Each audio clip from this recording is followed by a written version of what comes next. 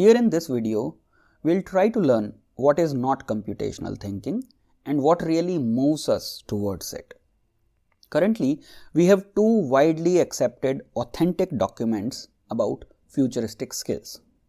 The first is a list of futuristic skills by World Economic Forum, and the second is the 21st Century Skills by Harvard University. And if you see them closely, you will realize everyone is talking about the 4 C's. And don't worry, you'll find all the details in the support kit. So they're talking about 4 C's, namely critical thinking, creativity, collaboration, and communication. But then I also got to see this article at EdSearch, the 5th C of 21st Century Skills, the computational thinking. And I really loved it. And if you are really interested to learn more about computational thinking, I will strongly recommend you to read this article. The link will be available in the support kit. With this article alone, you'll be able to understand why computational thinking is the future of problem solving.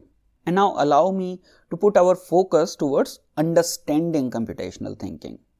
World-renowned psychologist Jean Piaget told that humankind assimilate their old knowledge to learn about the new objects, and they use whatever is known to them to guess about whatever is new to them. So when we want to understand what is computational thinking, naturally we try to understand it with what is known to us already. And there are 3 terms that we already know, and I will use them to move you towards computational thinking. Let's first take computer literacy. There are many people who would confuse computer literacy with computational thinking.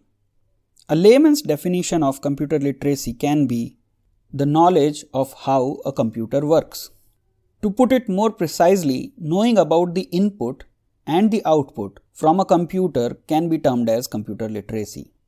For example, if an individual can enter some data into a spreadsheet or know the procedure to take print through a computer, this person who knows these basic tasks will be considered as computer literate.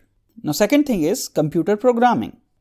After knowing how the computer works, the user also wants to interact with the computer on how computer should work.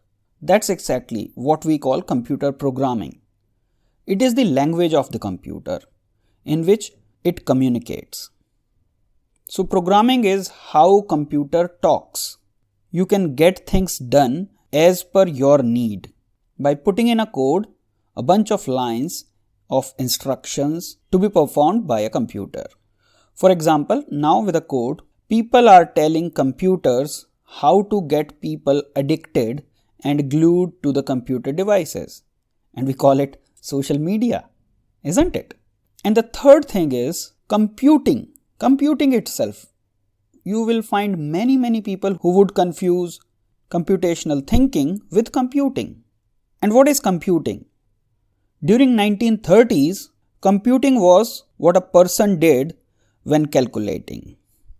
But in 1940s, it became what an automatic computer did. The meaning changed with times and the functions that computer could perform.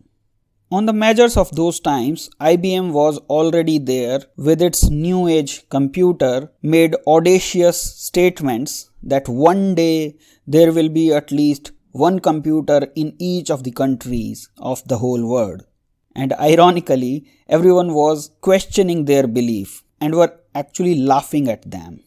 Time passed, and in 1960s, the computing became a phenomenon surrounding computers, and gradually in 1970s, it was around programs and algorithm. In 1980, it was around automation.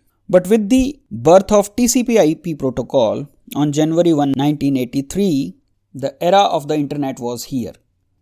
And then happened a complete overhaul of the concept of computing.